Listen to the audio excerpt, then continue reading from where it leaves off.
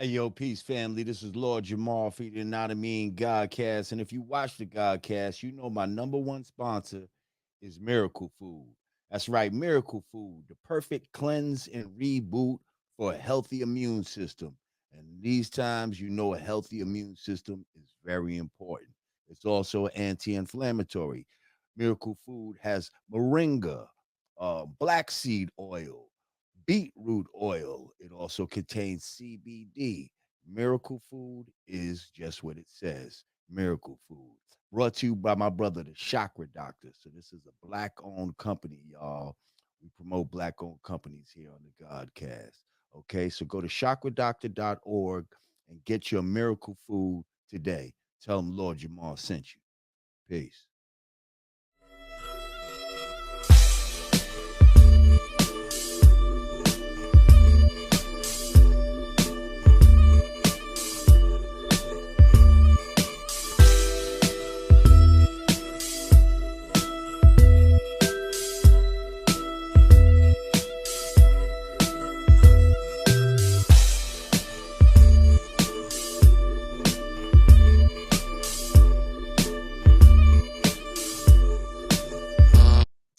Welcome back to the Godcast. Y'all can hear me now. My name is Lord Jamal. Appreciate y'all joining me. If you haven't, make sure you subscribe to the channel, click the notification bell. Um, yeah, and click all to make sure you get, well, hopefully that you'll get notifications. You know, I'll be on some, they be trying to shadow ban the God. You know how it is. Shout out to Varanus Videos. Thank you. Can we talk about the New York City mandate? Yeah, we could talk about that in a little while. We could talk about that.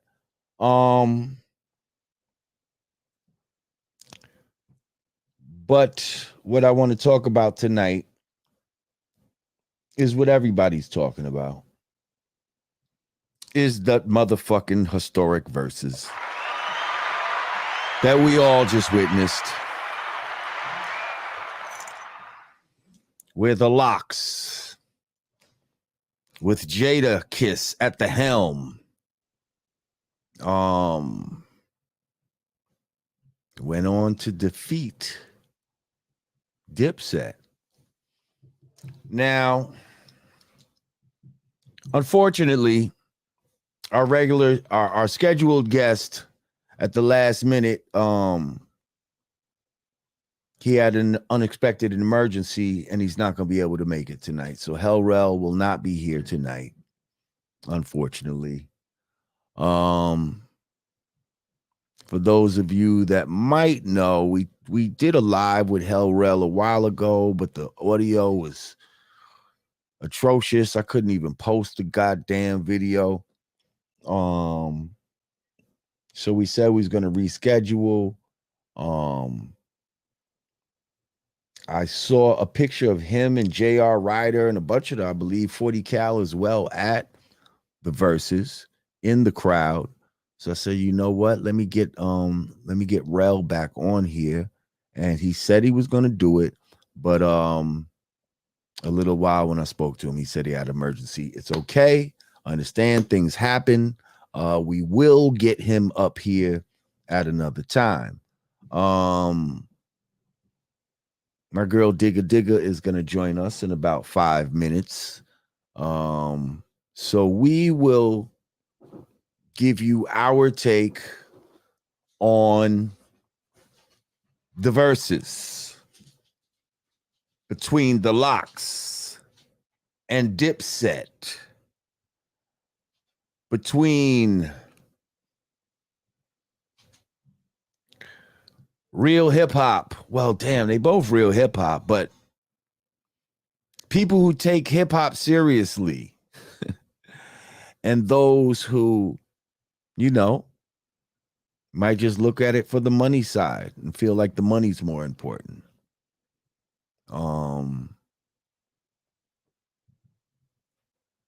I think we showed what was more important on that night. Peace, James Anderson. Thank you. Said, peace, Lord. Hope you're well, brother. Lock, slap, Dipset up. What do you think of Cam kicking out on Styles P? One love, Godcast from UK. Yeah. I mean, we can go through all the little moments and shit like that. That was a pretty early moment from what I understand. Which led to tension, which led to why a lot of people were on stage the way we saw. So apparently,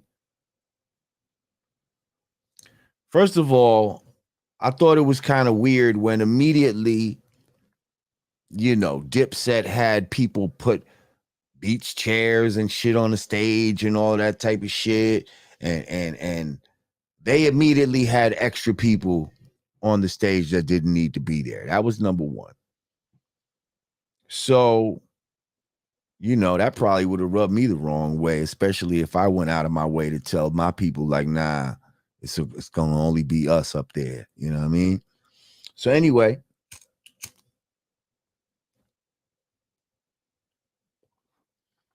now I don't know why. I need to look at the video again, but I mean, I don't know what compelled Cameron to just kick Styles P like that. Like it felt like, from what I saw, it looked like Styles P might have been pulling on his sneakers, because they were saying them shits look like moon boots or whatever the case may be, which they did. They probably was some expensive shit, but they didn't look good to me. They didn't look fly, and we're gonna get into all of that shit too. But yeah, they didn't look hot. They didn't look hot. They looked like some moon boots. So he might have been fucking with his moon boots, and then, Cam kicked at him, and then fucking Styles is like, yo, what the fuck? Like, you know what I mean? But then Sheik intervened or whatever. But that was going a little too far. Like, you know what I mean? Like, if the nigga was fucking with your shoe or whatever, like, you could have just like pulled your foot back or some shit. Like, to kick at him, that was a little much. That was a little much. And I could see why Styles got a little tight. But as Styles said, they agreed beforehand. They was keeping it chippy. They was going to keep it chippy, so they was keeping it chippy.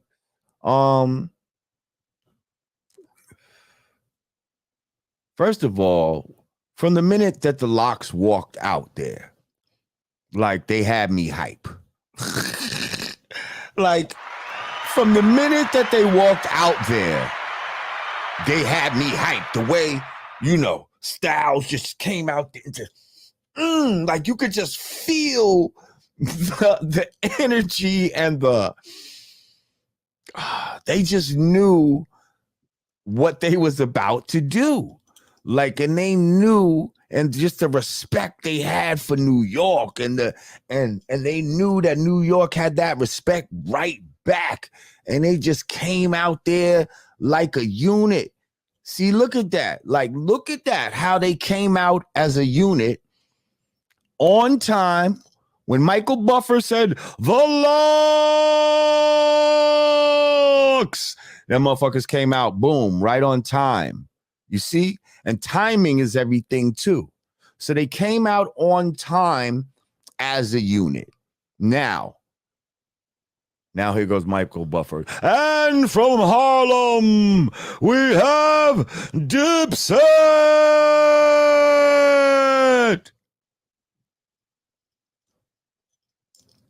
Dipset?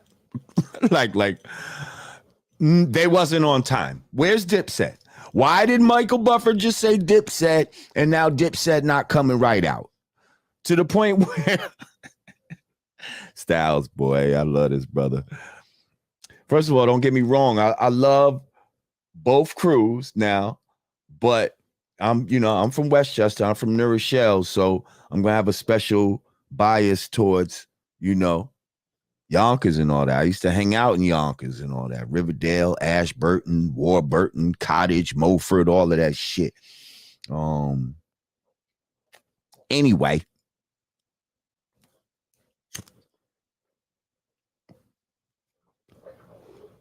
So, timing wise, they didn't come out to where Styles is like, yo, y'all get Dipset out here right now. Like, that shit was funny. Shout out to A Different Era. He said, Lox brought the bars to Dripset. They rolled 3 deep. Their music never needed big hits because it was always felt by real people. But they proved that they did have big hits. A Different Era. That's the thing. Like, it's not just, they don't have just street music. Like, the Lox got big fucking hits. Like let's not forget. But I just want to show you how even from the entrance, the Lox shit was more solid. Because again, Dipset didn't come out on time. Then when they came out, they all came out fragmented. And of course, Cam waited a little bit before he came out to try to make it more special, you know, to kind of separate him from Dipset. And I think that right there was symbolic of how the night was going to go. Right there. Upon reflection, I don't think any of us could have seen that.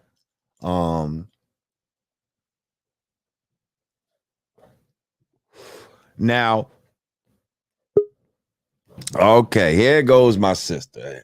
And ladies and gentlemen, welcome back to the Godcast. We ain't seen her in a minute, but she is here now to discuss what we love, and that is hip hop. And we definitely love these verses. Ladies and gentlemen, Rah Digga! Hi, everybody. I did it in my Michael Buffer voice. Oh, that's what's up. Hey, it's been a minute. It has been a minute. How are you, Queen? I'm chilling. Y'all catching y'all catching decompressed Rah Digga. It was like 7:40. You like, oh, we still good to go? I'm like, oh shit, I was doing so much work today. I done forgot. I said, well, could you unforget and get your ass in here? Yep, y'all getting all natural today. Look, I got my real hair out. Oh shit! Well, I think you still. We could still give you the Digga Cam. You still Digga Cam worthy. You know this, girl. I threw some lashes on, but you still Digga Cam worthy. Give it to him, girl. Little lashes, little gloss. Go on and give it to him, girl. I ain't do the face beat today. Go on and give it to him, girl. You ready? Go on and give it to him. Digga Cam. Hey. All right. And we back. So as you know, unfortunately, our guest Hell Rel had to reschedule. He said he had an emergency. Hopefully everything's fine in his world, and we wish him the best. And hopefully we can definitely reschedule, because you know, prior to all this versus shit, we was trying to get Hell Rel anyway. It just, you know, we had that. We did one, but it was the audio was horrible and shit, so it was unusable. And so we said we're gonna reschedule. And then when this happened, I said, well, damn, this would be a great time to reschedule. Especially when I saw that him and I believe the whole crew, like J.R. Ryder, I think 40 Cal was in the, maybe Uncasa, a bunch of dudes was in the audience, along with I saw them sitting with like ASAP Ferg and French Montana. You know what I mean? So anyway, I'm not even going to ask if you saw the verses, because I know you already. Also, I want to say that's a nice t-shirt you got on.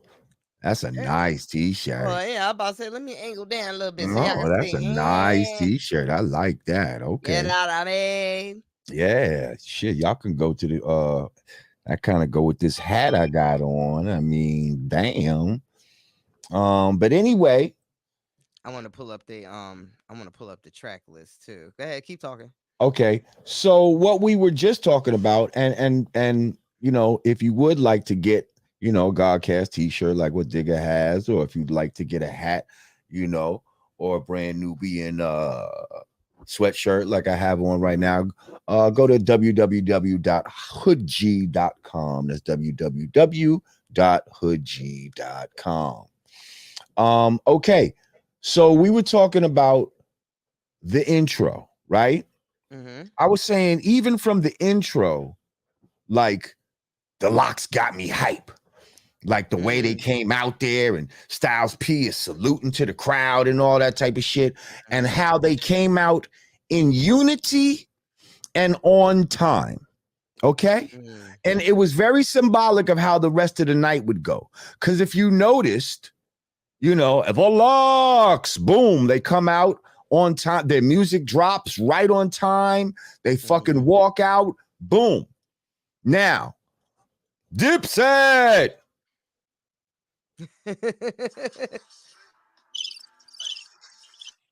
I said Dipset. You know, it's crickets. It's to the point where Styles is like, yo, get them niggas out here right now.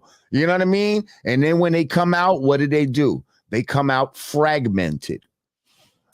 And fragmented in look and fragmented in how they came out.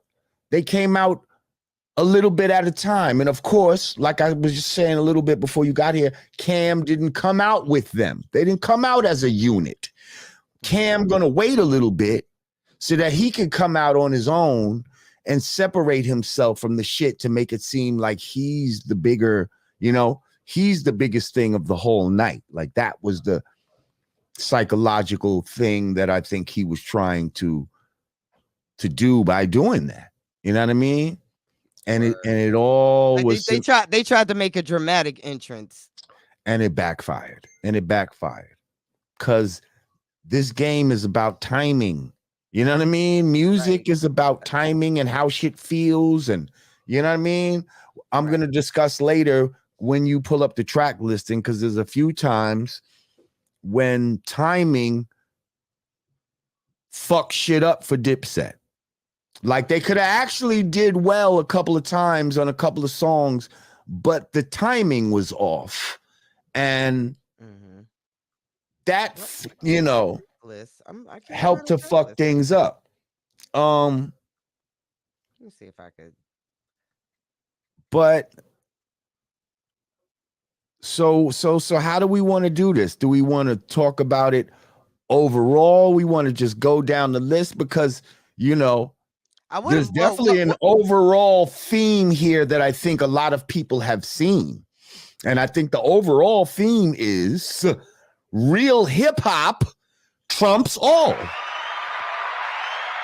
That's a fact. But hang on. Let me just make this disclaimer. That's not to say Dipset is not real hip hop. And that's not what I mean. No, I know. I just want to, you know, sometimes you gotta say things for the slow people. Yes, definitely. Dipset is definitely real hip hop. When I say real hip hop, I mean having respect for your craft. Okay. Taking your craft seriously. Oh, got it. Okay. Going according to the protocol of your craft. Okay. And striving to elevate it from its essence. You know, that's real hip hop to me. And I feel like the Locks really approach this like a battle, like a real battle, and they are MCs who came to battle. Where I feel like Dipset was probably relying on showmanship and just, you know, our records are gonna speak for themselves. We got money, we got jewelry, we got clothes. That's what they were relying on. And they got hits. Let's not get it Right. twisted. They got hits. But Dipset got showmanship. Dipset got love for each other. That's another thing that was felt. These guys knew all of each other's lyrics, whereas some of Dipset didn't even know their own lyrics. It was crazy.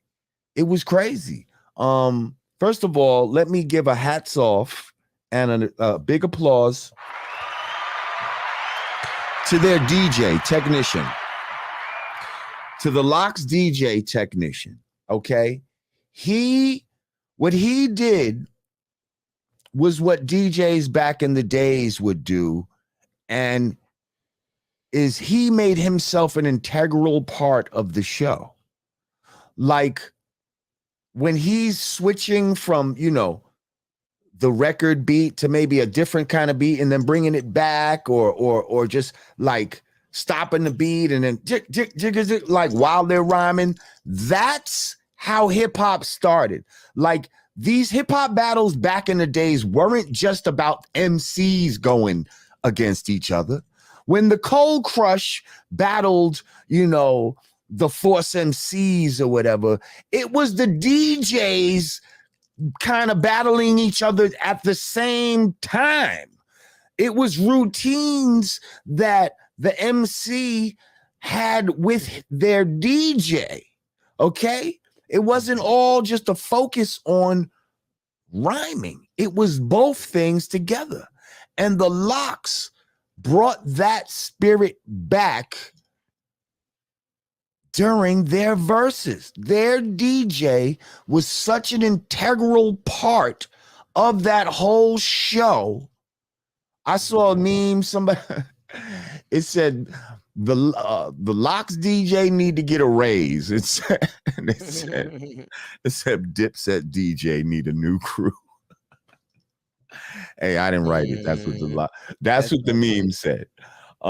It was funny though, but I definitely agree that the LOX DJ does need a raise. I also saw a clip where Fat Joe said, Jadakiss price has just went up. Like whatever the fuck his price was yesterday, today it's not the fucking same price. Like don't think you can get Jadakiss for the same price that you was booking him for yesterday, like pre-verses and post-verses. Because he's the new Jada right now. Let me ask you this. Did the LOX really do such a phenomenal job? Which they did. And this is not to say that they did. I almost put the wrong piece of blood in my mouth. Listen where I'm going with this.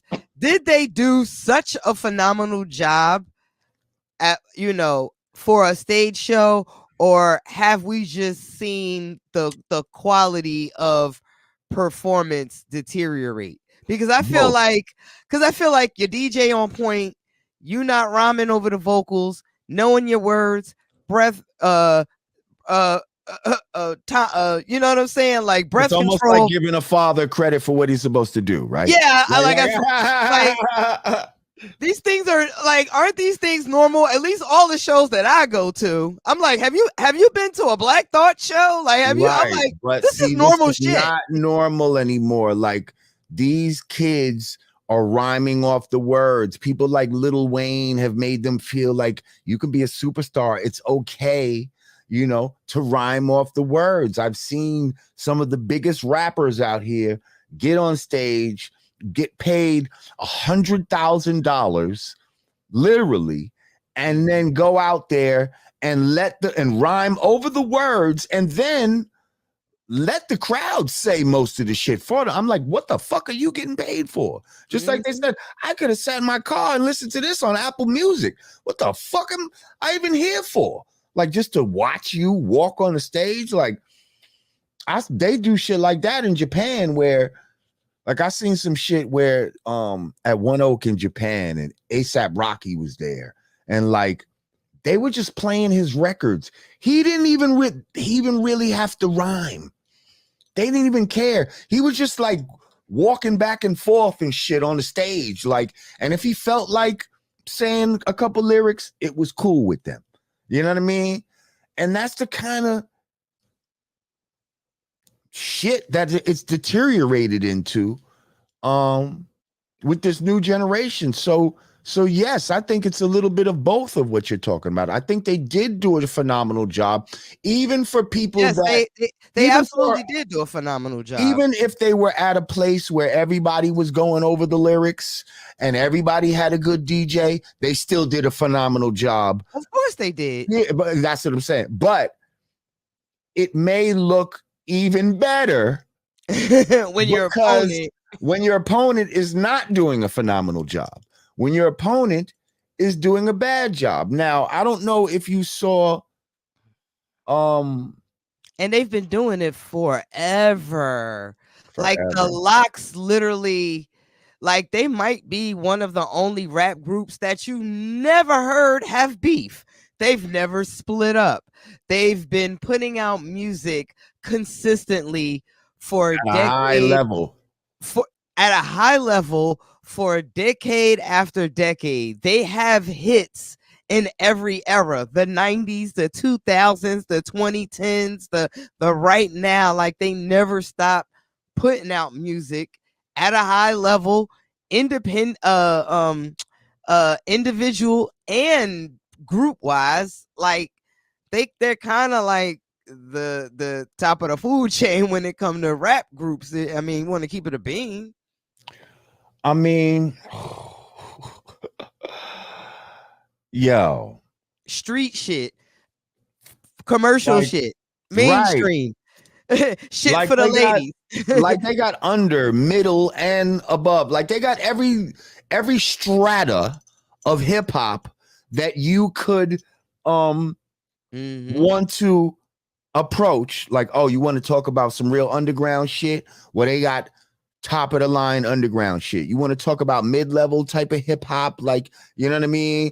Oh, they got that. You want to talk about high level, like radio shit? Yeah, big radio songs and all that. Oh, they got those too. Like, yo, shit was just they got hits from the Bad Boy era. They got hits from the Rough Rider era. That like, and see, what I did want to say is, they did kind of build it incorrectly because they build it as the Locks versus Dipset. That wasn't the Locks. That was the Warlocks that came out there. That was the Warlocks. That wasn't the Locks. That was the War fucking Locks. That's why he came out there like this. And they was ready. They came to battle. War. They came to battle straight. They were ready for war. Now, in a previous episode, maybe it was with Artie Stacks, we were talking about the upcoming verses and all of that, and I was going, MC for MC. If you're gonna go, Jada versus Cam, I'm sorry, Jada wins. If you put Styles versus what's the boy's name? Laundry. Juelz. Yeah. My Laundry. Oh, yeah, stupid. That's his new name, Laundry. And if you put Sheik against Jim, the Locks wins that. You see, now this is why though I wanted to have our guest on, because let's keep it a bean. We shouldn't even be having this conversation without Hell Row. We're going to have it again when he come back anyway. Have it, that's right. We'll have it again. But let's keep it a fucking bean. I do not like revisionist history. Okay? And this is another reason why, it's not all about money all the time. Okay? So anybody that knows Dipset and anybody that's a real fan of Dipset knows that Dipset is not just Cam, Juelz, and Jim with a side of Freaky Zeke. Dipset was a movement. Dipset was all of those brothers plus Hell Rell, J.R. Ryder, 40 Cal. You know what I mean? fucking even a Casa, and people like Max B could even be associated with it in a way, which is why they played on fancy cars and all our fancy clothes. Like, and they played the they played the other the Bird Gang shit, the Max B shit. But anyway, man, I think like I feel hang on. I let me just finish my thought real quick. So what I'm saying is, by doing that revisionist history, whatever happened, they probably felt like, man, we're gonna put this Dipset together. And when I spoke to Rel, he was like, yo, to keep it real, as time goes on, you're not getting the same money that y'all used to get and all of that type of shit, and splitting the money, 3 ways as opposed to 6 ways or whatever the case may be. Sometimes it's the reality of shit like that. But here's the thing: in a battle like what they went through that other night, I keep saying last night, it wasn't last night, but whatever fucking night it was, two nights ago, that's when you need real spitters like a J.R. Writer and a Hell Rel, and a 40 Cal. Like, that's when record sales don't matter. That's when you need your real MCs to step up to the plate, because you got real MCs, and it don't even matter now, the numbers. Like y'all needed everybody against the Lox. You needed the whole full official original Dipset to even think about going against the Lox, because that what do we call that? That's like a skeleton crew. That's the skeleton crew Dipset. That's the skeleton crew. That's not real Dipset to me. And they know that's not real Dipset. And we're going to have to admit that to ourselves. Yes? No? I think we know, we know all of the major components of Dipset, but I think as far as like the face of Dipset, those are the no, those are the most selling ones. Those are the ones, those are the mainstream faces. But they're not the fit. If you live in New York, okay, then you know who the fuck Dipset was. You know all of Dipset. You don't know just, you know that there's a few of them that's more famous, but you knew the whole Dipset. Hell Rel was one of my favorite dudes in Dipset. He was one of my favorite rappers. He was the one for me. Like, fuck all of that other shit. Like, I was fucking with Hell Rel. That was my guy. That was your guy because you're a hip hop head. But I feel like when Dipset was Dipset, they were shoving Jewels, Jim Jones, and Cameron in your face. And they was the flashy ones, and you know what I mean? And they was just getting their turn first and all of that. Like, I think like niggas wasn't getting a turn either. Like, if niggas would have got their turn, they would have been flashing all of them in their face. It's just shit kind of went south. I mean, it's like it's this, but it's usually got their turn too. But it's usually like that with crews. It's like when you say flip mode, everybody just automatically assumes Rod Digga, Busta Rhymes, such and such. Like, nobody thinks about, like, people forget about Baby Sham, or right. He's not necessarily the face of flip mode, but right. he's arguably one of the nicest rhymers. Right, but when y'all had a flip mode reunion, y'all didn't do it without him. You had him there. Right. You didn't fucking act like, well, people just mostly know just me and Buster, really, and Split Star. So we're just gonna leave Baby Sham and Rampage to the side. We're just going to leave them out because, they didn't have the level of hits that we all had. I mean, let's you not. See what I'm saying? That's the same shit right there. But, I mean, I didn't have a conversation with Hell Rel. I'm saying, are you assuming that they were just left behind? Like, I had a conversation with Hell Rel. I know part of the reason. I told you he said part of the reason was some financial shit. You know what I mean? Like, Okay. you know, without getting into detail, but part I of got it you. is, you know what I mean? If you used to getting 25 a show and all of that, and now y'all getting 10, you know what I mean? There Like was there was there before, was a there was a particular bag and it got divvied up a yeah, particular it got way. small. The bag got smaller, so niggas, you know, they don't want to get hit crazy. So it's like, hey, let's cut the roster down a little bit. You know what I mean? Like shit. I remember when we had dancers, you know, and then at some point it's like, man, them dancers is costing us a lot of fucking money. We got 3 dancers. Like, you know what I mean? Shout out to my fucking to my boys, SOS. But at some point it was like, man, that's just kind of expensive, yo.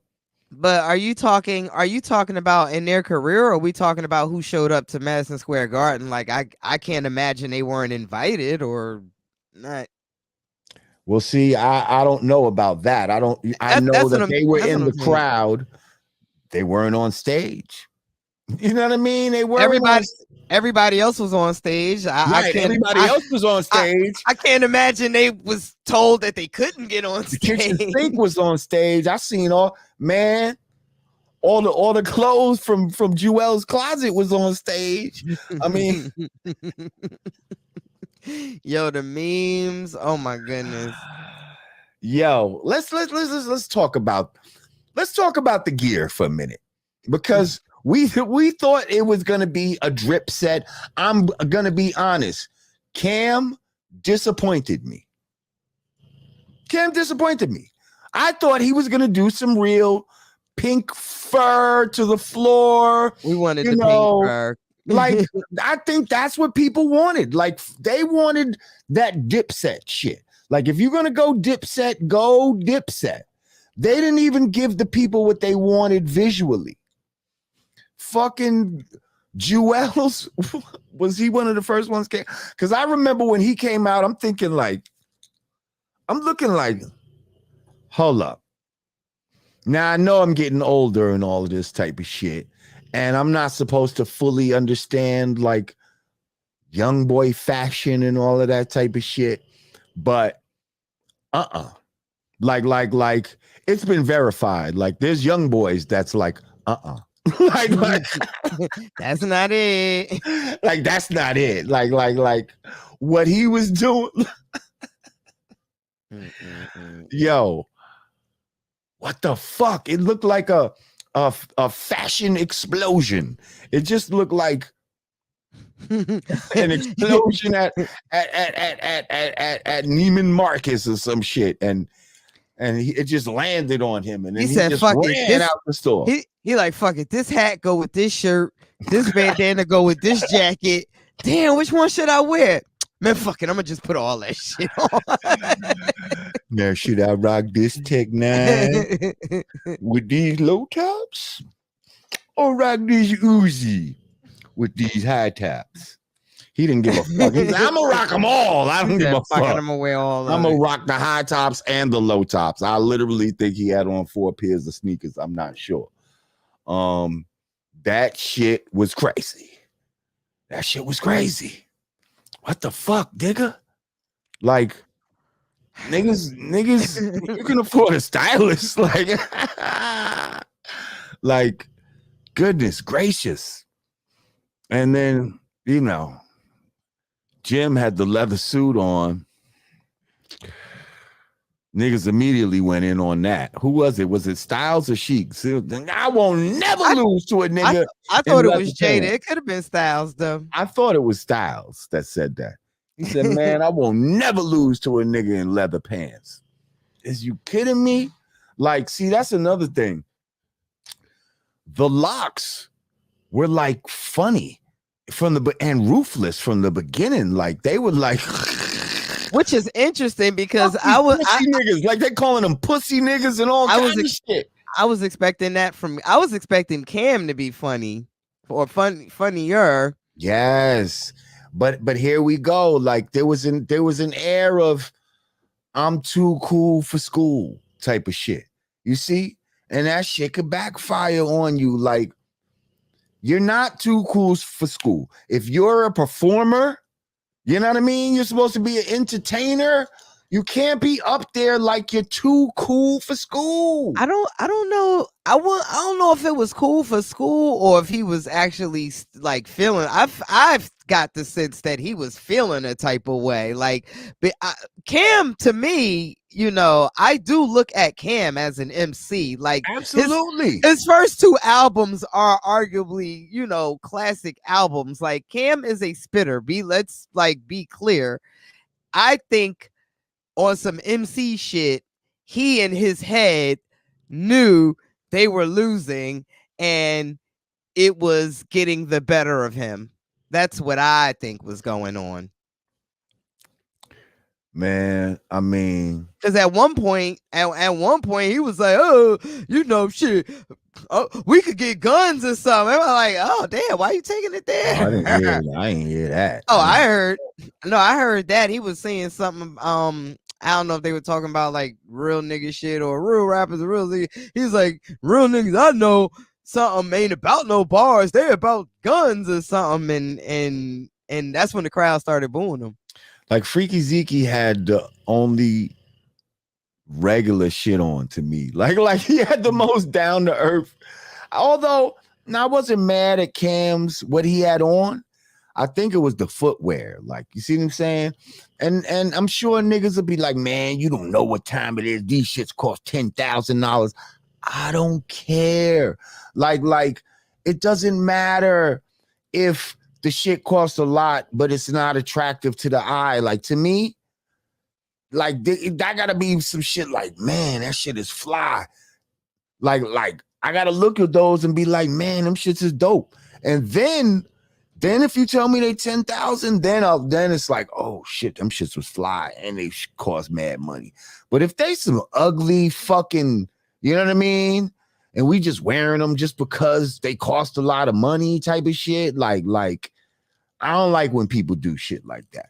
You know what I mean? Like, because again, that's trying to act like money is everything. No, money is not everything.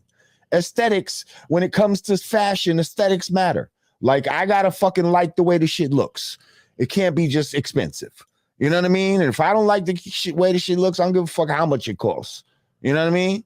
If the shit look like some funny space boots, then they look like funny space boots.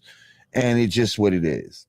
Thank you, Wrath Boy. He said, you know my saying, if you got a problem, get your gun. Oh, that's yeah. I know he said something about getting a gun. And the crowd was kind of like, because that's what I'm saying. Like, why would you say some like, shit like that? Like, because you remember at some point they was like, we're not trying to scare the white people. Like, we grown ass men up in here. Like, it's not right. Well, that. We discussed it a little bit before you got here, but you saw the shit with the kicking at Styles P and all that. You saw that, right? Yeah. It's like, what the fuck? Like, what's that all about? Like, that was kind of disrespectful to actually kick at the guard. Like, now I'm not sure if Styles was pulling on his sneakers and that's what made him like, yo, get off me type of shit. Like, I'm not sure if that's why he did it, but either way, it was a little strong. That was a little heavy-handed. I mean, there were definitely a lot of tense moments. Like, I was talking, people were like, I was like, wait, is this like, are they still playing or not? Right, is this real?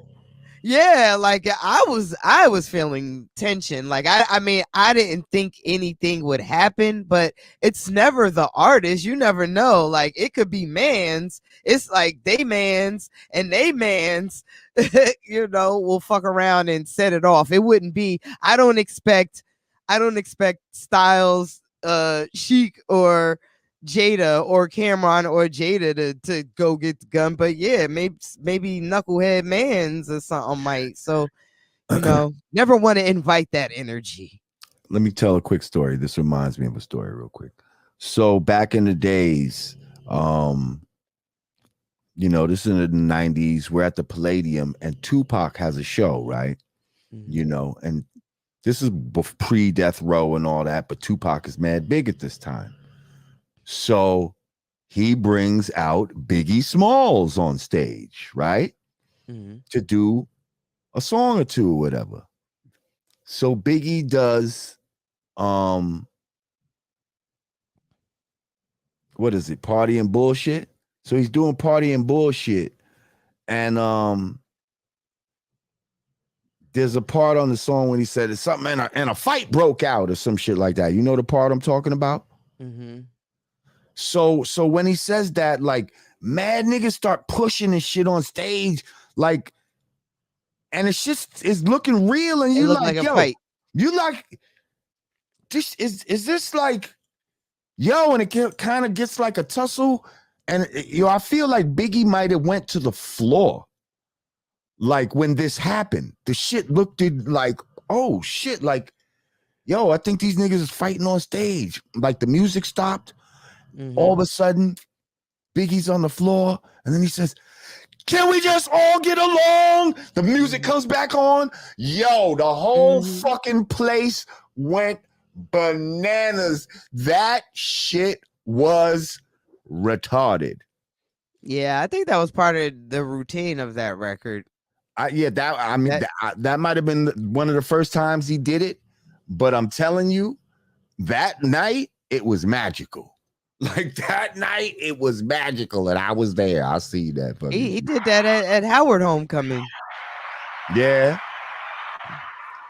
This nigga was on the floor. He was on the floor at Howard? No, I didn't see him on the floor. He was on the floor. But I saw the fight. Like, oh shit, it's about to be a fight. And it had Psych. Right. But now he's on the floor in this one, on his back, and then, can we just all get along? Like from on his back. Yo, that shit went, man. Classic moment. But that wasn't that. That's not what it turned into. So all right, we talked about their gear. I mean, it was a lot of jewelry like we knew they would have. You know what I mean? Are we in Dipset? Jada's the one that'll rock the jewelry. The other brothers, they can have jewelry, but they seem like they're not really about that type of shit. Like they not, you know what I mean? They just keep it regular degular, like, you know what I mean? They seem like they trying to keep it ready for in case, you know, they might have to scuffle or some shit. They don't want to get chains popped and all that type of shit if they got to jump in the crowd and put lumps on somebody. You know what I mean? Like, but, you know, jewelry wise, yeah, okay. Dipset won that. But again, is this what we come into shows for, to see people's jewelry?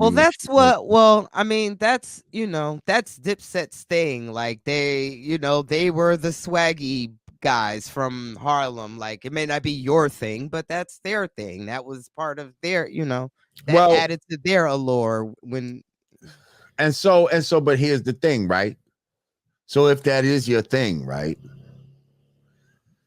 Then, my nigga, y'all was supposed to like debut like some crazy Dipset piece that we've never seen before. Like, you know what I mean? Like, I don't know. I felt like I got gypped. Like Cam, you could have did a lot more, like fashion wise, jewelry wise, like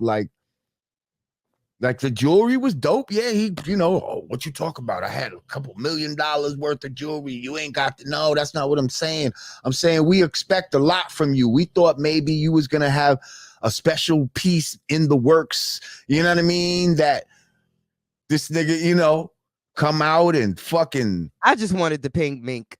That's all I wanted. This is what I'm saying. I'm thinking of pink mink. I just wanted Cameron and the pink. I just wanted the Pink Panther Cameron. With a Dipset bird that's like this fucking big or some shit that he could hide behind it if he wanted to. Like, I don't know. Like, nah, I got you. Like yeah, we still doing it. Right. And we didn't get none of that. Like, we just got the jewels that, okay, we know y'all got these jewels already. Y'all got a lot of jewels and shit. But I'm just saying we expected something more. That's all. I definitely feel like they just relied on, you know, their movement alone to carry it and didn't really come prepared to battle the way MCs prepare for battle. that is the difference. Like the Locks, like all three of them are like real ass MCs. Jim Jones will tell you in a heartbeat. Well, now he kind of Right. like now he taking more pride in his lyrics, And but it was like, yo, that's when Jim wasn't even rapping and shit. yeah, Like, because once upon a time, Jim Jones would be like, "Yo, I don't even care about rhymes. You know, I'm on my get money shit." Like he I took remember pride in driving saying that. we were coming from a show down south. We're in the car. Jim Jones is on, like, we first getting into like where you could start hearing Hot 97 and all that. Jim Jones is up there. He's doing a freestyle. And, you know, I'm sure he'll say it. I'll say it now. It was terrible. He was offbeat and all of that. Like, and he admittedly said, he was like, yo, I don't really rhyme like that. Like he kept saying, like, yo, I'm not really a rapper like that. You know what I mean? Like, Well, that was his. I'm looking at this comment you just posted. I completely disagree with that. Yes, I disagree too. Do you feel like Dipset was a Go ahead, read it. Oh, wait. Are we both saying you go read? Okay. Do you feel like Dipset was a representation of destructive music with no to little artistry involved, and the Locks represented real musicians, poets? Thank you, Jackie Johnson, for the donation. Word. Yes, I feel that we're a representation of destructive music, but not with little artistry. They did have high artistry. They had high artistry. I mean, come on, let's take a moment to give Dipset some flowers real quick. For the record, Dipset was a real ass movement. Yes. Like they came with their own style, their own fashion, their own language, their own way to make sound, money with their own sound. Mixtapes. Almost they went to Touch and showed a way for other artists. Fuck are you talking about? Almost comparable to what Wu-Tang did, but nowhere near Wu-Tang level. Like Wu-Tang came with like their own sound, their own language, their own style of beats, their own style of rhyming, their own colloquialisms. Like Dipset did that same shit in real life. Like their records, like they have classic ass hip hop anthems. And if they would have been halfway prepared as the Locks, they could have gotten, you know what I'm saying? Like some of those points could have went to them. And we're gonna actually go, you know, round for round and break down the records, because Dipset got some fucking records. Like let's go through it. I mean, from the first one, when as soon as the Lock started with "Fuck You," I was like, how apropos. Y'all can go look up apropos. How apropos that you start off with "fuck you." Like that's the attitude they had. And what was the last song? Because they started with "fuck you" and ended with, go to the last song real quick for the Locks. For the Locks last song was wait, damn, why isn't this? I'm sorry, it's not The Champ Is Here? No. They got The Champ Is Here. Nah, wait, is this right? Hold on. 1, 2, 3, 4, 5, 6, 7, 8, 9, 10, 11, 12, 13, 14, 15, 16, 17, 18. Shout out to my man Steven Spielberg. Somebody said Cameron needed to start doing. He says Cameron needed to start doing lines from Paid in Full movie. Nah, they did I guess they did a medley. They did The Champ Is Here, The Made You Look, Money, Power, Respect, Come Through, Blackout. We Gonna Make It. That was the very last one. We Gonna Make It was it? Yes, it sure was. They ended with We Gonna Make It. Okay. Well, see, that was a good one to end with. Like, start with "fuck you" and end it with we gonna make it. Yeah. You know what I mean? We gonna take it. Like, man. And then Cameron ended with "I really mean it." Like before this battle, there were certain Dipset records that I was like, hold up. This is gonna be a point for Dipset. I don't give a fuck. This is gonna be a point for Dipset. I really mean it. I just knew it was gonna be a point for Dipset. Let's see what happened with "I Really Mean It." I'll tell you what happened. We're gonna go back to timing now. before they got a chance to play I Really Mean It, that's when the clearing of the stage started. Remember that? They started playing it, then it's like, hang on. That happened a couple times. But there was one big time before I Really Mean It. That I'm telling you, that was I don't think that was their last song. That wasn't their last song. No, Cameron's was I Really Mean It. Well, yeah, I'm pretty sure that was it then, because I remember hearing dun, dun, dun, dun, dun, dun, dun, and it was like, oh, hang on, and it was like clear the stage. And by the time they got the shit cleared and then dropped the shit, the moment had passed. I mean, yeah, that's a dope song, but now you got to restart the energy. It's like, like now we know that record is coming. Like if it would have just dropped, like, yes. I really mean it. You fucked it up with all this other extra shit, and you fucked the timing up. Like you fucked the timing up. So, and that's one of my favorite Dipset songs. Like you could have put that next to "Fuck You," to be honest. Like, but I'm Ready was even one of my favorites. I'm ready. But I didn't like the way they was performing that, because they was like, I'm ready, or some shit. But that's what I mean. Like if they would have practiced and rehearsed and just had a synergy with them, like, okay, you do these libs, you do this, bop, bop, boop, bop, bop, bop. It would have been it wouldn't have been like a complete blowout. It could have been 12-8. It could have been, just on New York Spirit alone. Like if they would have had their show together, they could have really been a force. But see, in order to have your show together, you have to have your unity together. You have to have your spirit together. You see what I'm saying? If you're not really fucking with niggas like that, then you're not showing up for practice and all that. I'm sure there was one nigga that was like, yo, man, we really should practice, man. Fuck all that. And what's weird, and what's weird, I don't know, like all of the pre-versus banter when it was like, you know how you'd be like, to practice Freaky Zeke. Freaky Zeke probably wanted to practice. Get them all to practice, and they was all telling Freaky, and like, get out of here. But you know what's crazy? When you are quote unquote the underdog, because a lot of people was really going into this thinking that Dipset was going to win. Like I think the overall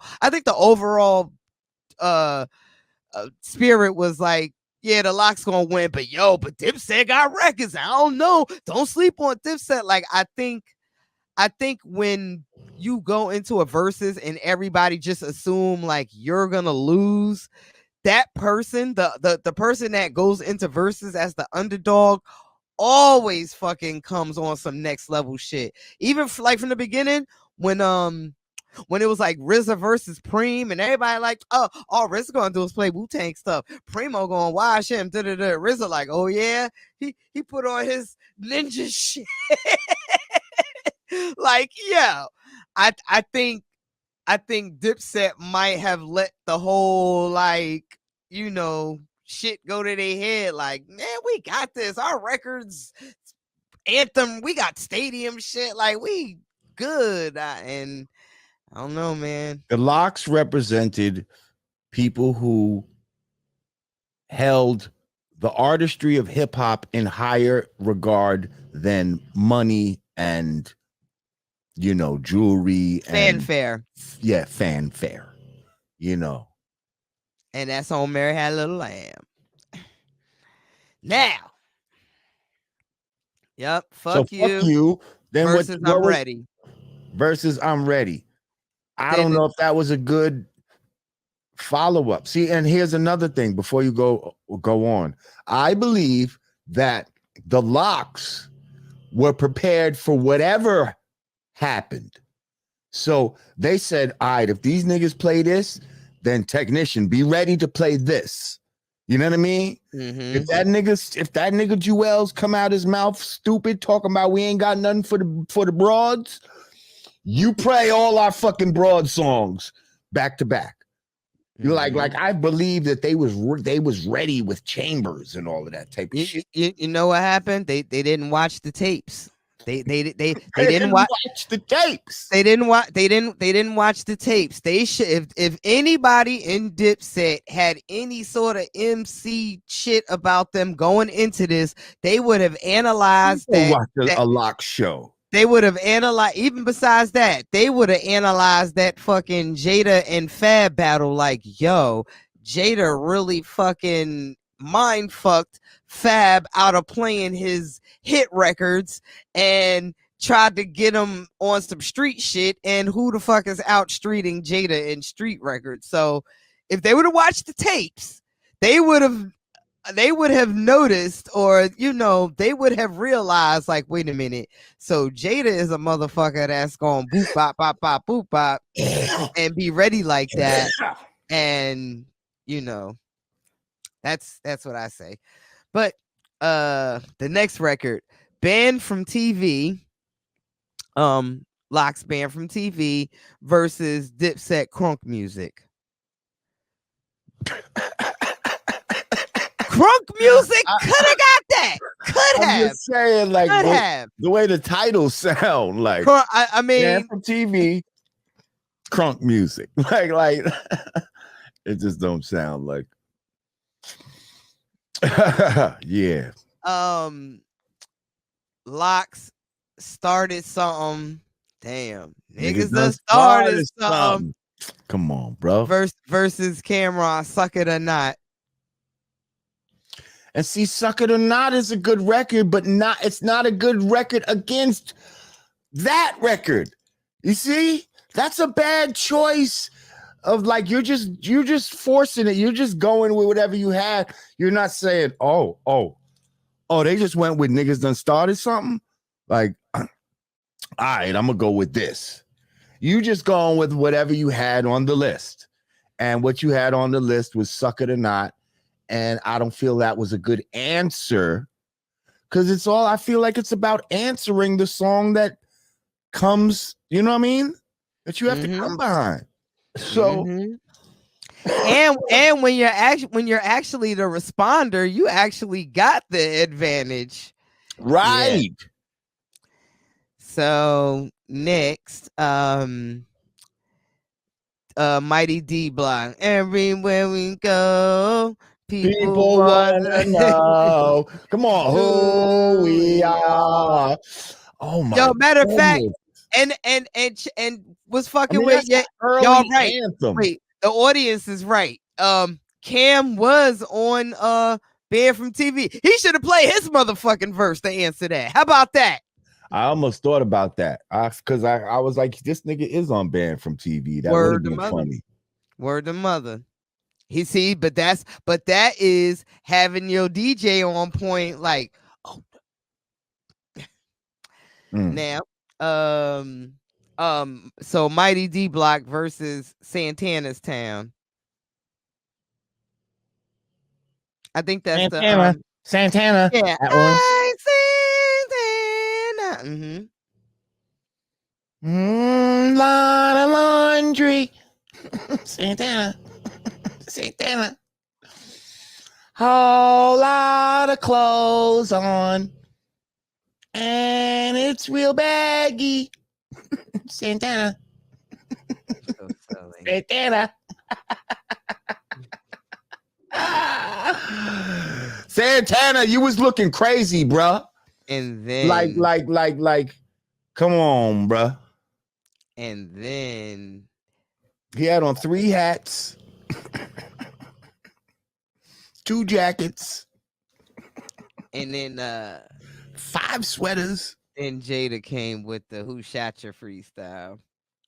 Come on now. Talk about creating a moment to be talked about. First of all,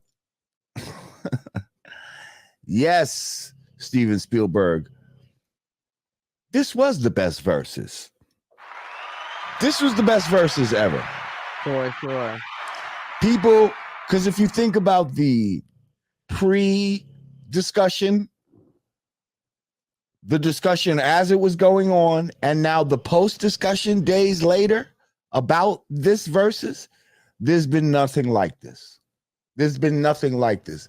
And the performance, you know, I feel like this actually brought with it the back true to like spirit. versus Yes. battling. Yes. Like, yeah, a lot of these They got verses real friendly. They didn't want to battle. They were, yeah, let's keep it friendly. Let's make it a we're celebration of each other's celebrating each music. other. Yeah, No, no, bitch, no, I'm no. trying to No, win. bitch. I'm This shit trying to called verses. I'm trying to embarrass you. Yeah. I'm trying to This win. shit called verses. There's a winner and a loser. Right. It's me versus you. Right.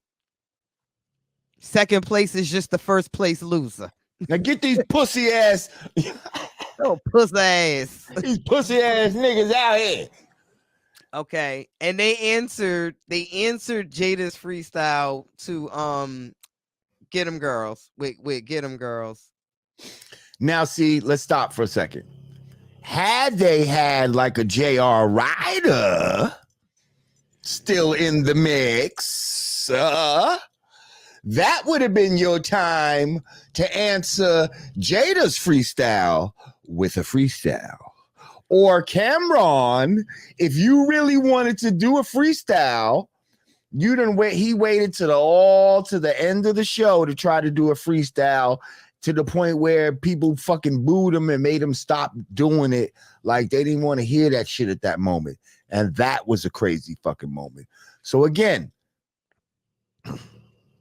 I believe this revisionist history, this going with the money, going with the ones that sold more instead of respecting the whole Dipset and having your spitters with you too, because that's your meat and potatoes. Like imagine having a car, right? And like, yeah, everybody sees the body and all that type of shit. But if you lose the axle, you can't drive that motherfucker, right? Like there's integral parts of the car that you don't see, that don't get love that the parts of the car that are seen get. Yet they could be even more important, especially under stressful situations. How about the A-frame of the car? You don't see that. You don't see the A-frame, but that's what protects you in a fucking crash, nigga. Yes? But all you see is the shiny outer body, the Mercedes-Benz, that's the part you see. That's the part that you think is selling the car. But also safety sells that bitch. So all I'm saying is those guys represent the integral parts of the car that can't be overlooked, and we can't skimp safety for money. Huh? I agree. Let me give you. I just don't know if I want to assume that was a Dipset call. Like you guys, like we can have all these random people on stage, but not you, J.R. Ryder, not you, Hellrail. Like that's not about having them on stage. They already wasn't a part of Dipset when they said Dipset is coming back together. This is beyond just that night. This is about Dipset having a reunion and not including all its members. They been did that. They been not included them. They been didn't include the A-frame and the axle of the car. So now when the car really has to get put on the road and tested in a fucking demolition derby, those parts that you really would have needed, you strip your car down. You stripped your car down, and the parts that you needed, now you don't have them when you need them. And I'm just saying that would have been a perfect time to have JR or Hellrail, or both of them kick a freestyle. But that's not something Jim could have did. That's not something that Juelz is known for. Juelz is a record rapper. He sounds good on records. I never heard him fit in for freestyles, really. Like he's Sounds good. He just rocks Well, records. I guess that will be a conversation we will have. Excuse me, when you know, Yeah, when we this is have my when we have observation. Hellrell on the show. This is what I believe, and I'm hoping that he will confirm what I'm talking about. But this is what my third eye sees. This is what I see from the outside looking in. And I'm sure, I'm sure that the conversation was also probably had like, nah, this is verses. We need the hits. You know, we gotta have the hits. Like, this ain't the time to be pulling out the street shit and wooty wooty woo. And what do you know? Here comes Jada with the Hail Mary freestyle. That's what I mean by they should have watched the tapes. Because if they'd have watched the tapes, they would have known Jada's a sneaky bastard on that versus stage. Jada's a sneaky bastard on that versus stage. Yeah. Hey, he been there before. It was there for you to watch. Jeremy Chastain, thank you. He said, Chic Luch, let me look these pussies niggas in their face. That's what he said, huh? Yeah, man. It was great. So again, they're answering songs with songs that they shouldn't answer. So they answered, first of all, that freestyle, I said it from the minute he did it, that freestyle is going to be a freestyle that's played into the future. They're probably going to play that on the radio at times. Like, you know what I mean? Like, if they're not already playing it on Hot 97. Like that's going to be like, you could play that like one of the famous freestyles like Biggie and Tupac, you know, and the mother like a soldier, told you know, all of that shit. Like, that was classic right there. He gave us a classic moment that nobody's done before. And like you pointed out, who's had two verses before and like murdered the shit like that? And won both of them. And won both of them. And won both of them. both of them. BOFUM. He won both of them. He won both of them motherfuckers. Bruh. Oh shit. Oh man. Moving on. So Reservoir Dogs. And pardon, I know Anubis is snoring like a motherfucker in the background. Damn you. Okay. Reservoir Dogs. And they was doing like medley stuff too. They did like Reservoir Dogs and Blood Pressure. This the Locks did versus Pull It 357 in the ROC. See the ROC that was supposed to be a point for Cam. What? Turn 50 to 100,000 in front of housing. That was supposed to be a point for Cam. And what happened?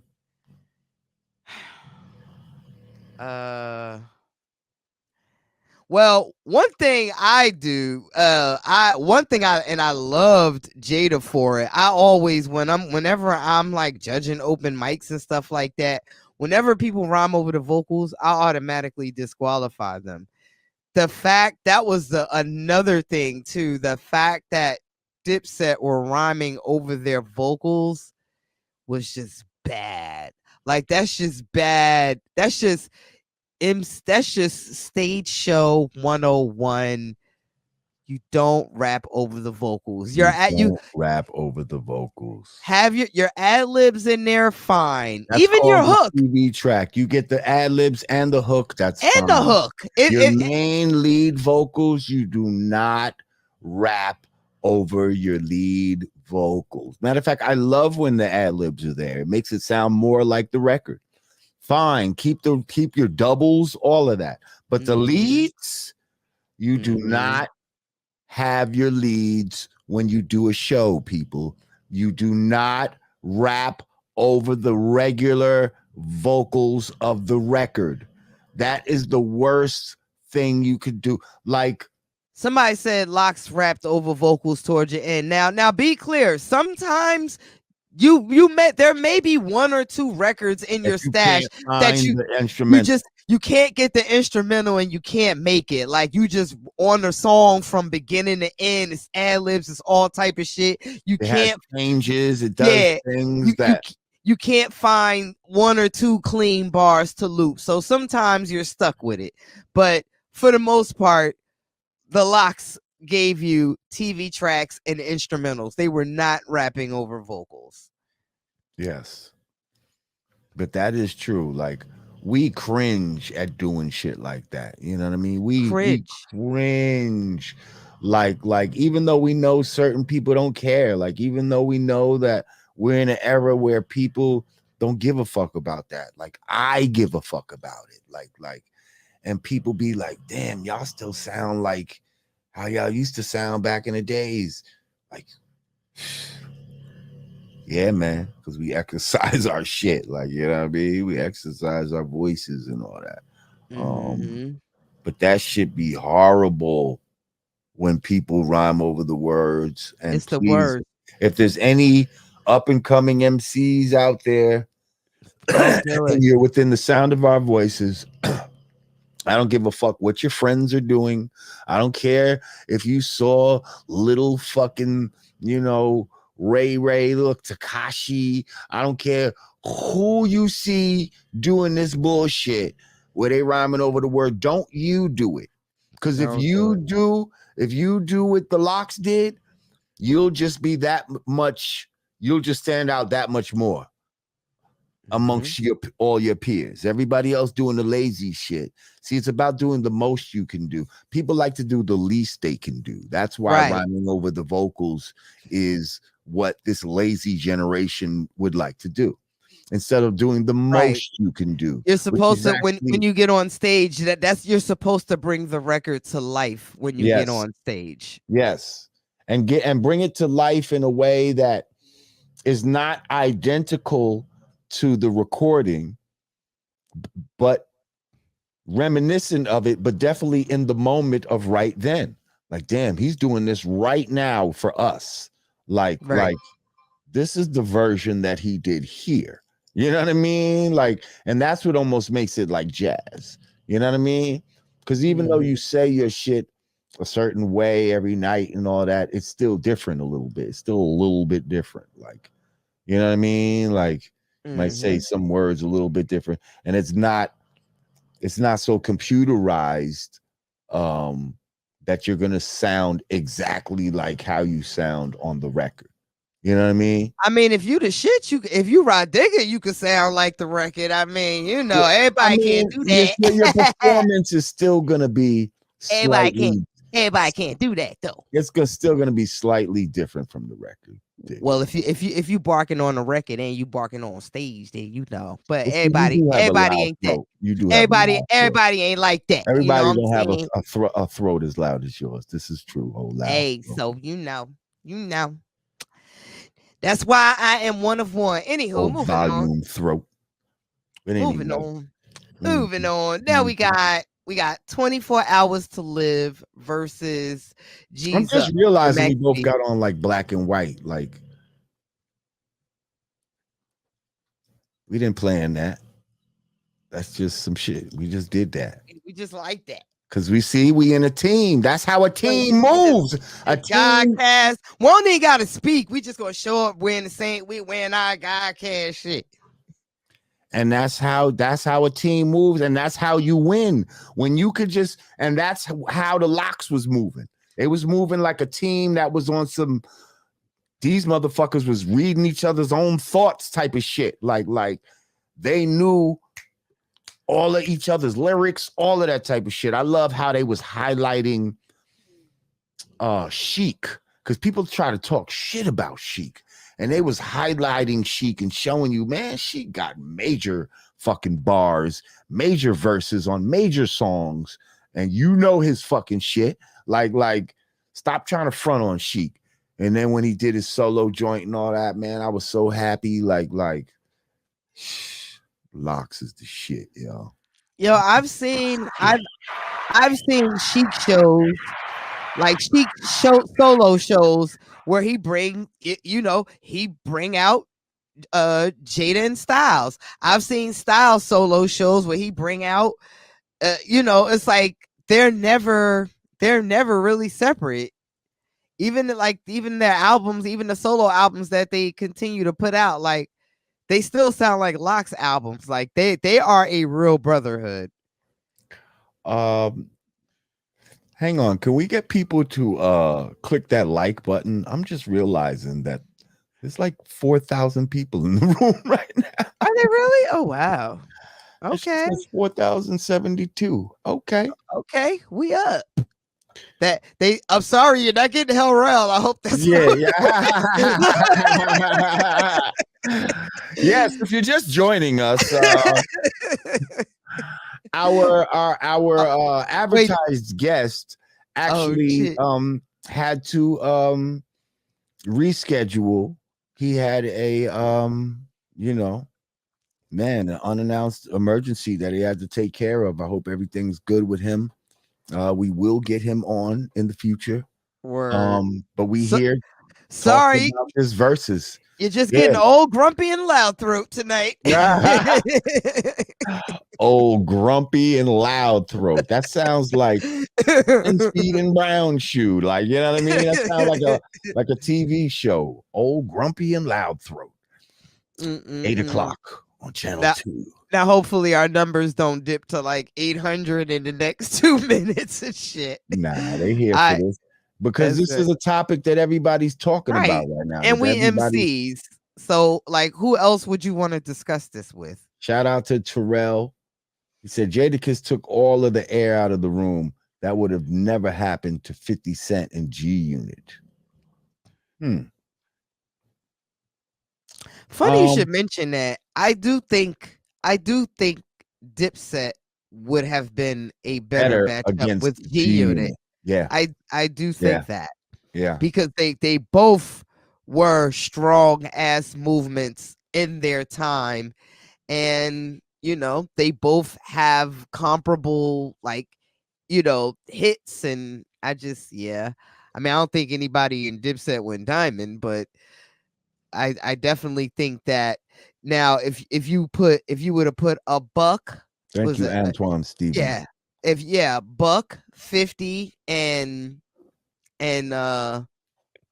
Lloyd Banks versus Jada, Sheik, and no locks. We talking Dip. So it would be 50 and Cam. It would be and then Cam got all the Curtis. That would have been that would have been crazy. Curtis. And then you have who Buck for it would have been Banks. This guy says Locks first Mob Deep. Nah, I don't think so. I can see why you say that, but I don't know if Mob has enough after what we saw. First of all, Prodigy's not here, so what are we talking about here? You know what I mean? Like, what are we talking about? Well, he wouldn't be able to perform it, but if Havoc and we need that. Havoc can't do it by himself. I'm sorry, he can't. Havoc doesn't have that kind of charisma to hold some shit. Like, I'm sorry, he just doesn't. No, Prodigy was the charisma of that group.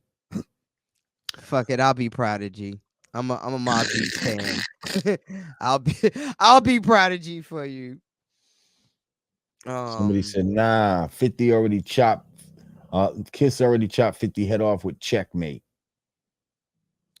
Well, I wouldn't put him with I wouldn't put him against the Locks. Like 90s versus 2000s type of vibe. I really can't think of anybody with that could go with the Locks. Maybe Wu. It's like jumping them. Like you would have to jump the Locks. Like Wu-Tang would have to jump them. Somebody said that. I saw a meme. It said, "Now if it was Locks versus Wu-Tang, it'd have been a different story." Like, damn, y'all really reaching, huh? Like, yeah, you gotta go get 9 motherfuckers, and you know what I mean. Locks versus MOP would have been epic. MOP don't got the time in. See that is where Locks trumps everybody. Like, they got the time in. Like, yes, are there other artists and groups and crews that can match them record for record? Absolutely. State Property, Beanie Siegel, like, absolutely, like, even Nori, like, absolutely, there are other niggas with street records that can win points against the Lox. But once you start, eventually everybody else is gonna run out. And Dipset is, I'm sorry, and Lox is gonna be like, okay, and now for my 2010 shit. And now for my, like, it's like they are to the Truth Radio. He said hip hop won that night. Time to end the little rappers. Time to get the little rappers on this type of shit. The little, you know what I mean? The Lils is, they somewhere. Shout out to the Unblind Swordsman. You think they're in their the own Lox world. versus Onyx would have been dope, and who would have taken it? The Lox again. Onyx is dope. Time, right? Like Onyx got. Lox just has too much. They got too much. Like, a lot of these groups have an initial time. A lot of these groups, when they first come out, that's their time right then. And they'll have 1 to 2 albums maybe that are strong, that most of their hits come from, and all that type shit that are memorable. Okay, now I see somebody actually made a good point. Okay, take 3 of the Wu. So it could be, okay, Styles, Jada, Sheik versus who? Ray, Ghost, Meth? What if it was like a 3-man? Ray, Ghost, Meth. Yeah, yeah, that could be something. Yeah. Mm-hmm. Like it would have to be that. Right. But see, now everybody has an advantage of, they've seen what the Lox will do. And first of all, well, I wouldn't. Yeah, I know. Like, now everybody wants to go against the Lox. Yeah, no, we're speaking retroactively. We don't want to see the Lox again. I know Jada gonna be like, are you kidding me? Like, still like the first 2 ass whoopings ain't like, no, we can officially retire Jada and the Lox. Even talking about them of doing other people, because now it's all this woulda, shoulda. Now we living in the what if land. Like, I don't want to even go with all of that. Right. We were actually trying to figure who would have been a better matchup for Dipset, but we're not going to see them again either, because we know they did their shit, like, right. So all right, so we can briefly run through the rest of these. We did Reservoir Dogs, 24 Hours to Live versus G's Up, Harlem, Bird Gang, Money, Purple City. See that? Now that was a nice little run.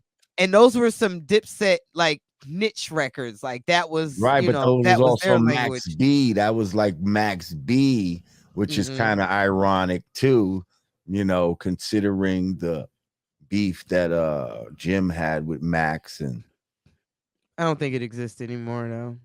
No, I don't think so, but it was just, we don't know, but that also, that also lends to the strength of the Lox. Like, they've never. Somebody said they want to see Remy versus Digga. I see that a lot. I don't think we can go like 20 versus like commercial records, and we talked about this, like, yeah, like, oh, I can give you Pete, Primo, High Tech, RZA. Like, I'll wash these bitches' asses on some with my brand Nubian versus Lords with my street catalog, but they don't have enough records, sir. Our record, are people going to recognize those records in a versus? Underground. Shout out to Showtime Sean. Thank you, Sean. appreciate you. And I think that would be like a ill matchup. Like I would even go so far as to say like a Flip Mode versus a Terror Squad, which would ultimately come down to Busta Records facing off with Fat Joe, Rod Digger facing off with Remy, our Crew Records. Like that would, that would be interesting. Fat Joe, Bronx, they spicy, but what? I'm Brick City in this bitch. Like I got spice. Busta spicy. Like we could get spiced. We could get all spice. Shit. Now they saying Brand Nubian versus Diggable Planets. Again, I don't think they got enough records to fuck with us. Like that's no. Y'all got that's not like Fuba got solo shit. You got solo shit. Style got solo shit. Niggas got EPs with other niggas. Y'all got crew shit. Yeah, like people also have to like recognize the amount of discography. Like he said Migos killing all these groups. That's funny. Somebody said Pun and Remy is destroying me and Busta. Yeah. That would be a good versus to see. Shout out Mel W said Busta versus Missy is the only thing left. No, Busta versus Missy. Jesus Christ, I wish people would stop saying that. I hate it. Mean, I understand why. Why? Because of the 4 or 5 videos that Hype Williams directed. Like, are we really comparing Busta Rhymes music to Missy Elliott singing ass music? Like, stop it. Please. Just, I guess the visuals is what kind of ties them together in a way. Okay, like, well the videos ain't gonna mean anything in verses. Okay, stop. The visual. I mean, they both got big records. They both had records for their times and all that type of shit. Yes, but it's okay. Just, I don't know if you put a guy against a girl like that. Like I said, once we move past all of the Hype Williams directed caricature Vit records and we start getting into the street shit, like no Missy, no Missy is another fucking animal that's in a world by herself. I don't know who the fuck is going against. Like Missy is a songwriter, a beat producer, a singer. Like Busta is. Yeah, that's what I see. De La Soul versus Tribe Called Quest. Yeah. Some people were saying De La versus Brand Nubian. No, De La versus Tribe Called Quest. Those two, that's the ones for that right there. Yo, De La got some hard ass fucking records. I think people be having De La fucked up. No, they got a lot of records, but see, it's all about they got some hard what people shit. know too, though. Like, you know what I mean? Like, right. That's why and that's why. What the hell? And that's why I don't think that I would make a good versus, because I got like 20 years worth of records, but they weren't commercial records like that. Like, you know what I'm saying? I could throw on the hardest record produced by RZA ever. That's smashing anything any of these bitches ever fucking picked up a pen and attempted to write. But is it gonna matter in verses if nobody, in that world knows it? So shout out to Credit is King. He said Nas versus Jay-Z, best the ultimate. I think that would be really super epic big. Once that happens, like versus is over. Like who's versus? Like who's versus? Like, what else can you aspire to? Like the now you know what I did suggest for our good. Said MC Light versus Queen Latifah. Thank you, Boy Blue. That's a good one. That is a good one. That's a good one. That is a good one. We talked about I guess we could share a little bit of our conversation with the audience. Of course. So we talked about possible versus. Is this the underwear conversation we had? Which oh, he's talking. Yeah, like who we could possibly match up with with Brand Nubians, and we felt like we felt like a lot of groups that we feel are comparable to you may necessarily be in other regions, and we would like to keep it New York versus New York so we can clearly pick a winner or a loser. We don't want I think that's what was great about this past this one, right? I think that's what made it so clear. It Right. wasn't like, well, if you grew up over here, If you're you gonna grew up in pick the South, you're Reese's gonna pick Mafia. Outkast. If Right. you grew up here, you're gonna we like, even though that's great to see, we want versus. That makes too much of a dispute in a way. Yes. Because yeah, you could say Brand Nubian versus Look, Brand Nubian 36 versus Mafia or something like that. Let's just say that. Like that would be so, you know, if you come from the South, ain't no way you picking no Brand Nubian. And if you come from New York, ain't no way you picking no 3-6 Mafia.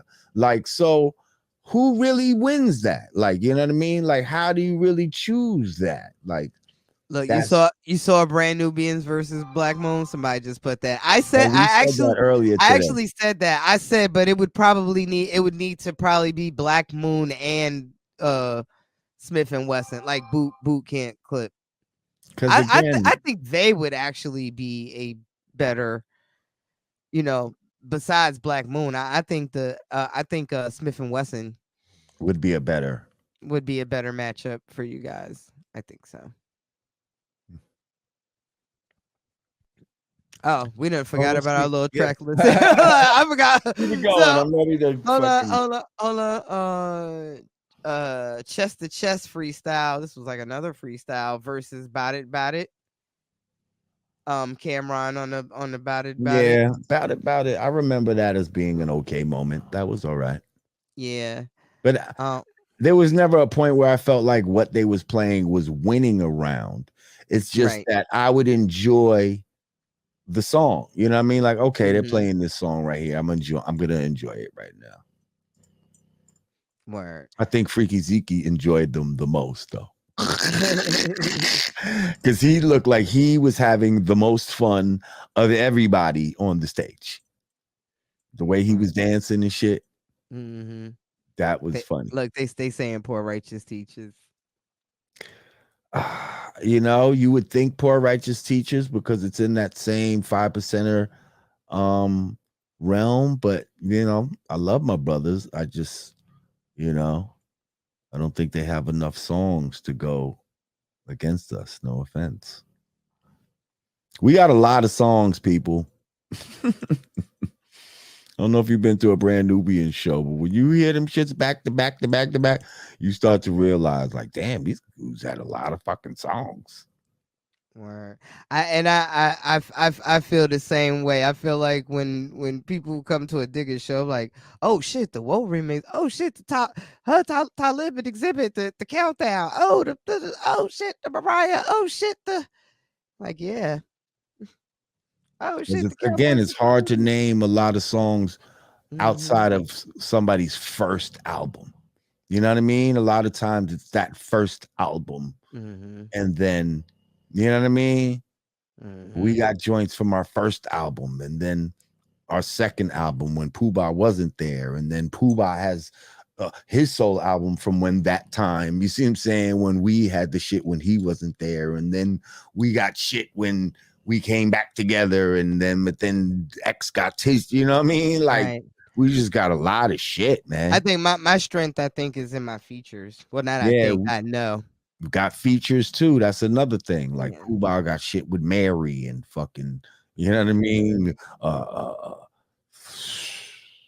All kinds of people Pooh Bah got, and fucking X got shit with Biggie and somebody did a throwback Thursday on me. I'm like, oh shit, I'm on a Nika Costa record with Beanie Siegel. And like, god damn, like I just like shit that I just straight be forgetting.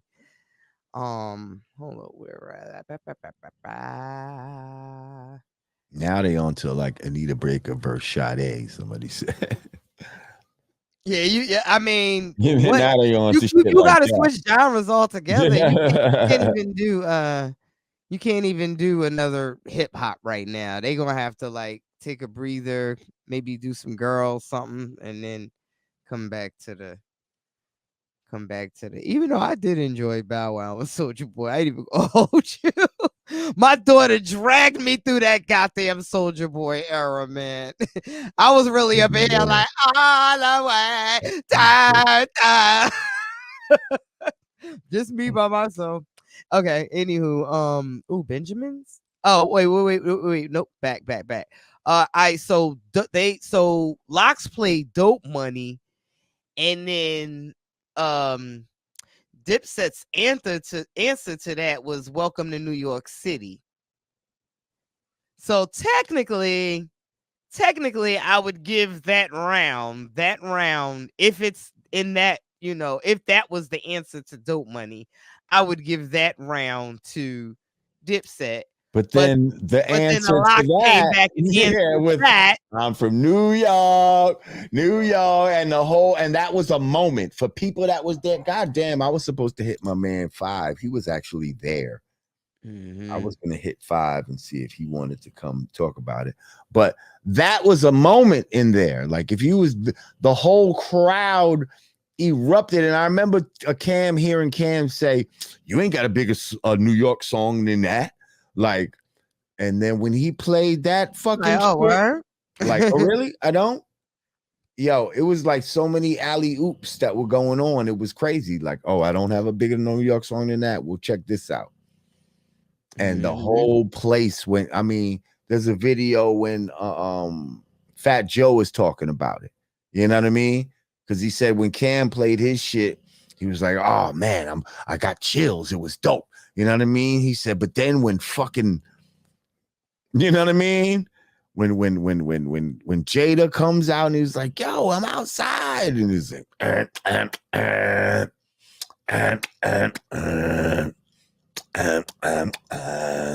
he's like, the song that I'm on, like I forgot Joe is on that song.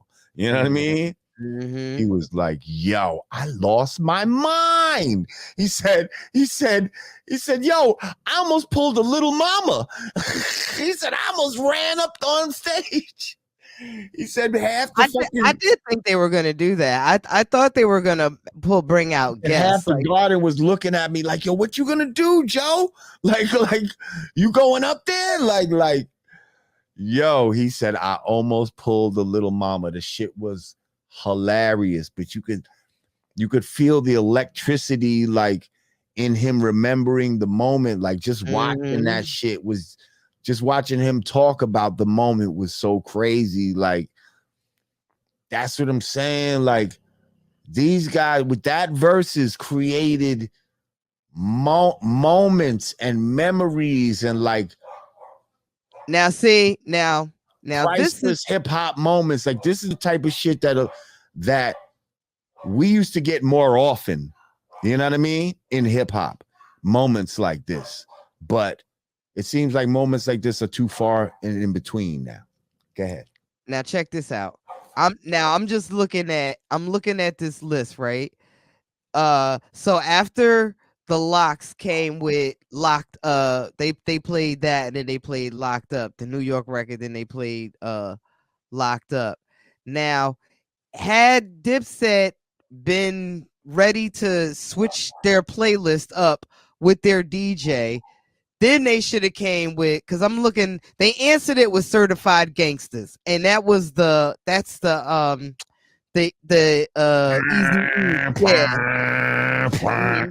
Easy. No. Certified Gangsters is that it's like the ding ding ding ding ding ding ding. Oh yeah. Like the East Side Low Riders. Yeah, the Easy down the shit. Yeah. And then because then the next record was Locks, No Ideas original freestyle. And then they answered that to We Fly High. The Bowling.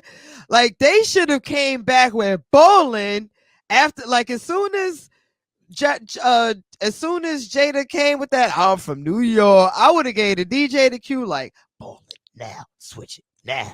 But now here's the thing.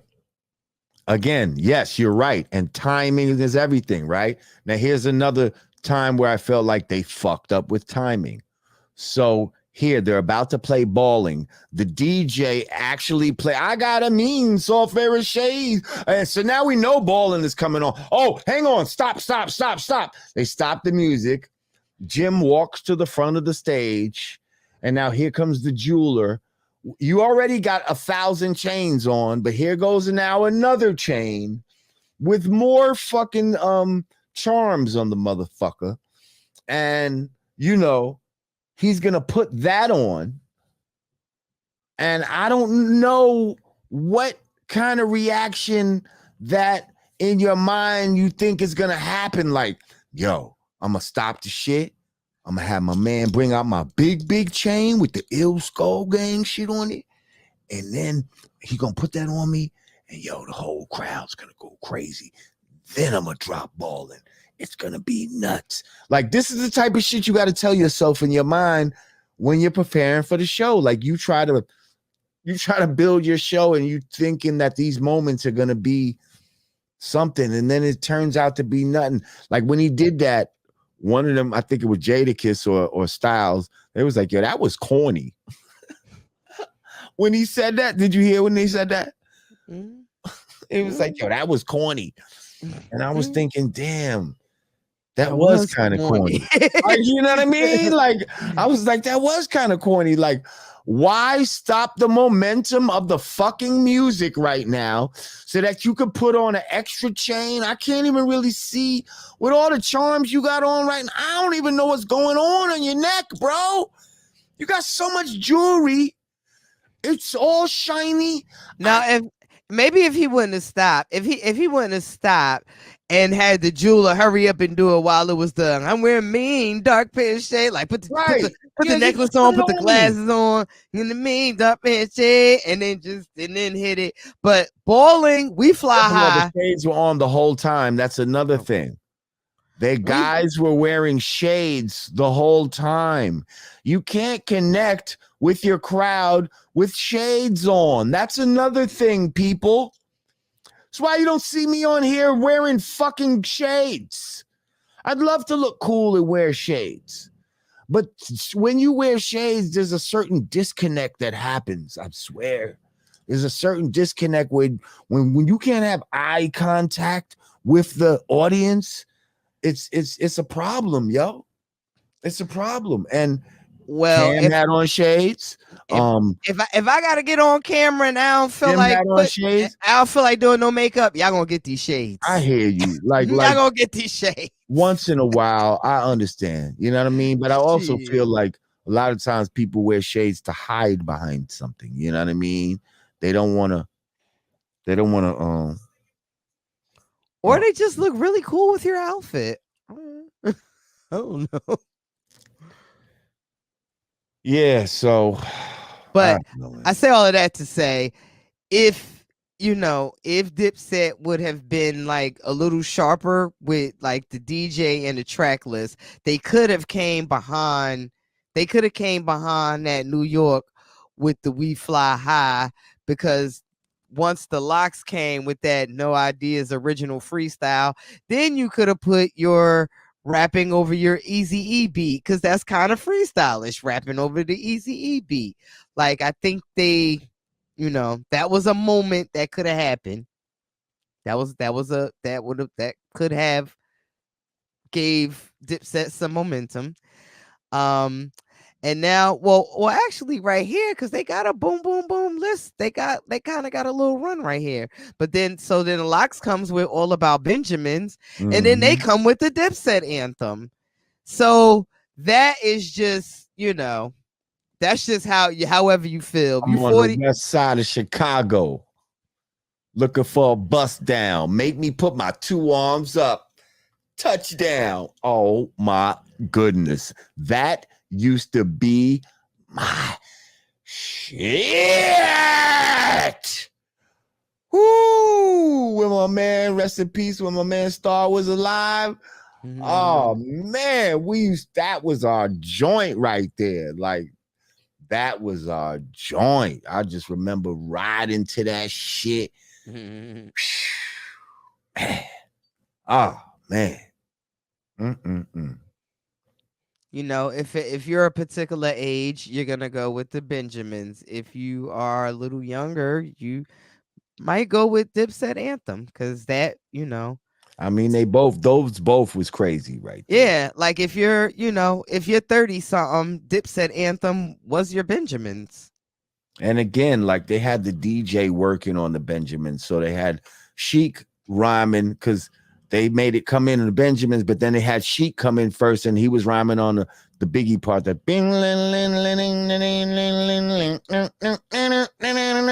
they had him starting on that, and then the DJ brings it back to the Benjamins piece. Like I'm telling you, that DJ was so fucking skillful. Shout out to DJ Technician once again, man. That man really fucking upped the fucking ante of the whole show. Wild Out. Then Locks came with Wild Out. Come on, man. And then to which Dipset replied with Killer Cam. That's the Killer Cam. Yeah, see, that wasn't. That's not a good reply. That wasn't a good reply to reply. Wild Out. Mm-mm. Shit, I would have came with Old Boy right there. Fuck it, like Yeah, yeah, because that Killer Cam shit is too laid back, too like too smooth. And Cam rapping his ass off on that record, but it's not the vibe. Don't. And then then the Locks, Kiss Your Ass Goodbye. Oh my goodness. Matter of fact, that's the one I thought was going to be the last one. That's when I was like, holy shit. I said they ended it with Kiss. No, because matter of fact, they were saying that it was supposed to be over at that time, but then they played more. That's what happened. What happened. That was supposed to be the last one. And I said, wait, hold on. They started with Fuck You, and they ended with Kiss Your Ass Goodbye. I was like, this is brilliant. That's what the fuck it was supposed to be. Kiss Your Ass Goodbye is only number 14.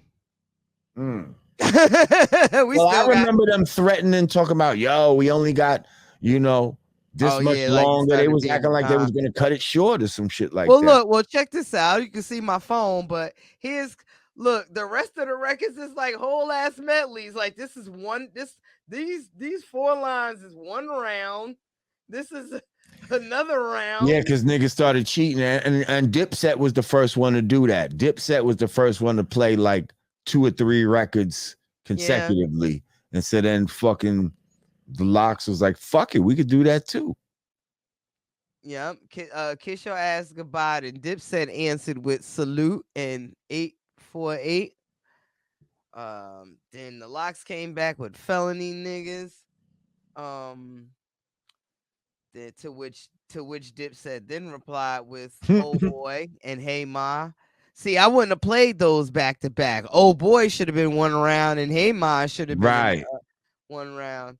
And then after that, I mean, you can see it's just too many records to name. Like these niggas was playing like we ain't gotta name it. We know what happened. All kinds of nails got put in coffins.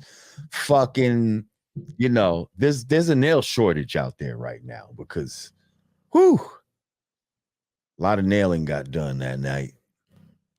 And mostly and largely in part due to Dipset's lack of preparation, because y'all got the records. Be clear, give Dipset they motherfucking flowers. Their records they got classic hip hop anthems and let's stop running with this skeleton crew Dipset. Let's bring the whole real Dipset back.